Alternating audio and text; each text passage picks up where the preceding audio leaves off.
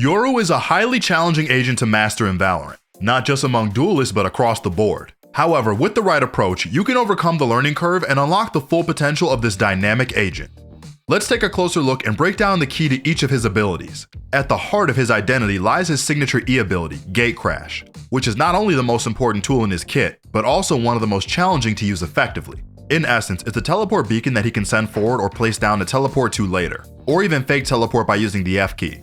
But be careful because enemies can break it, hear it, and camp it as well if your plans are obvious. So if you are caught right before or after using it, you'll be in a world of trouble as the activation takes half a second. And then there's another 0.7 seconds before you can pull out your weapon upon arrival. With this ability, Yoru's strategy revolves around conditioning his opponents to make misplays or taking advantage of perfect timings and utility to instantly teleport behind enemy lines. On the offensive, it's essential to use Gate Crash only when it's safe to do so or when there is utility backing up the TP, or if you're absolutely certain that no one's watching it.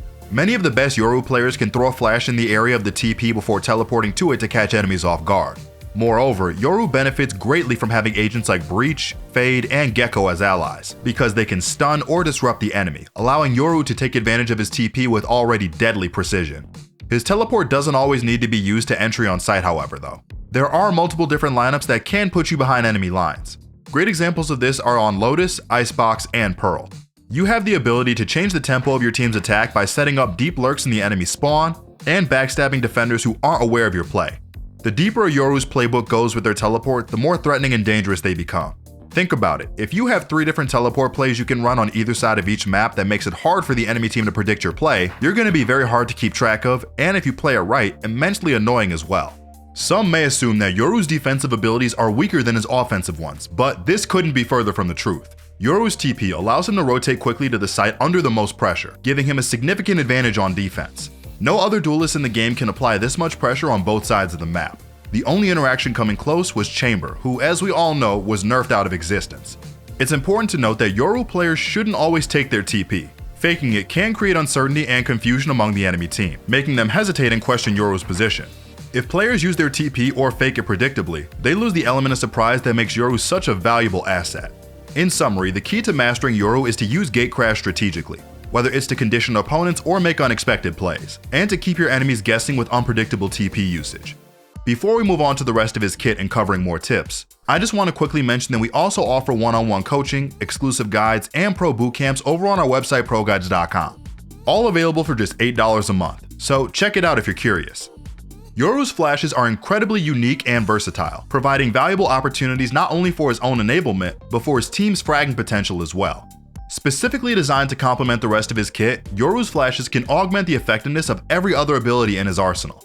They're easily the best self-service flashes and their duration is quite long at 1.75 seconds. But to make matters even more interesting, his flashes produce sound when used within enemy range, making it critical to find suitable flash lineups from long distances in order to ensure maximum surprise and effectiveness when flashing for your teammates. This is especially important on maps with longer sightlines, where clever flash setups can be the key to unlocking powerful plays for your team. Not only can they be thrown as a viable pop flash from the floor or walls to catch foes off guard, but they can also be lobbed from afar to help your team claim valuable space. In fact, the most seasoned players know that flashing directly into the floor so that the flash pops up over objects like boxes is the most efficient way to catch enemies unaware and secure easy frags. Of course, mastering Yoru's flash capabilities also entails understanding the proper usage of his ultimate ability. Carefully coordinating flash setups with your team during your ultimate can yield significant strategic advantages, but always be aware of your potential for friendly fire. Yoru's flashes can blind allies as well as enemies. As always, clear communication is the key to success when throwing flashes from another dimension.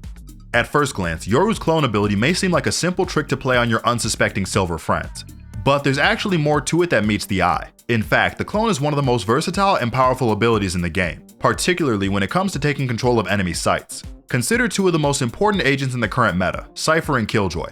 These 2 are heavily reliant on their utility to get kills and lock down areas, making them prime targets for Yoru's clone disruption. Not only does the clone easily break Cypher's trips, but it can also trigger Killjoy's entire setup.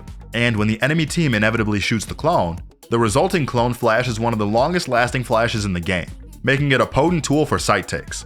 But the clone's disruptive power doesn't end there. Unlike other flashes, it rarely blinds Yoru's own team, making it a reliable way to trip up enemy agents while maintaining control of the situation. Of course, the key to using the clone effectively is to be unpredictable. If you always send it out first, the enemy team will quickly catch on and start ignoring it. Instead, try faking being the clone yourself once or twice to keep the enemy guessing. You can also strategically place the clone in a location to be activated at a later point, making it a powerful tool for defense or coming out of your ultimate. When it comes to creating chaos with his utility, Yoru was born to shine, and the clone is one of his most potent tools in that regard. But with great power comes great responsibility, so make sure to use it wisely and strategically to maximize its potential impact on the game. Yoru's ult is one of the most important parts of his kit when it comes to making him work. In Yoru's ult, his role on a team changes from a duelist to sort of an initiator. This is because his ultimate provides undeniable information, unlike something like a Sova drone that can be shot out before clearing out a site. Yoru's ultimate reveals all of the defense or attacker's plans with little to no risk to Yoru or his team. When you're in Yoru's ultimate, you can now use all of his abilities. This allows you to flash your team at any angle, send your clone out of a smoke to create a disruption, and you can use your gate crash to gain information about an area, then relocate instantly with your team or begin to lurk. There was a time where buying a shorty with the ultimate was disgustingly broken and basically a free kill. But nowadays with the nerfed equip time, it takes a little bit more preparation to use it for kills alone.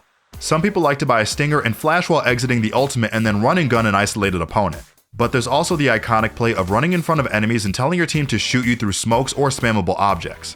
What's probably the most consistent, however, is simply using your ultimate to scout out a good position and just going from there.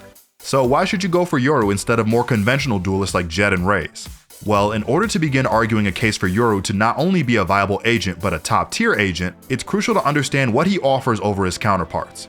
The main job of a duelist is to enter onto site for your team and to apply pressure to the neutral zones on defense.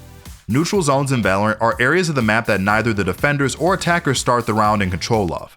These areas of the map are the most dangerous to contest, so agents with flashes and escapes have the greatest impact in. An example of a neutral zone would be on B main Ascent. Neither team starts with control of the area, but often you will see duelists or even an agent like Chamber contest this area. A duelist's ability to fight for this space, and their ability to be relatively safe in doing so, tends to determine their value on a team. Even making space on a site also favors characters with movement, flashes, and smokes. Yoru's kit can offer more to most team compositions on almost every map than other duelists, if played correctly. However, Yoru isn't played as an individual duelist like Jett who takes control. Instead, Yoru's kit allows him to be a map-wide influence with his ability to rotate and flash, not only benefiting himself but also his team in taking space. Yoru should always be around the fight, whether on attack or defense, and his TP placements should always help his team. While some duelists can create space without help, playing Yoru as a standalone entry doesn't take full advantage of his kit. It's important for Yoru to find the balance between aggression and patience while staying unpredictable. A good Yoru can take over a game with little resistance. All in all, Yoru stands out as one of the most distinctive agents in Valorant due to his unparalleled kit.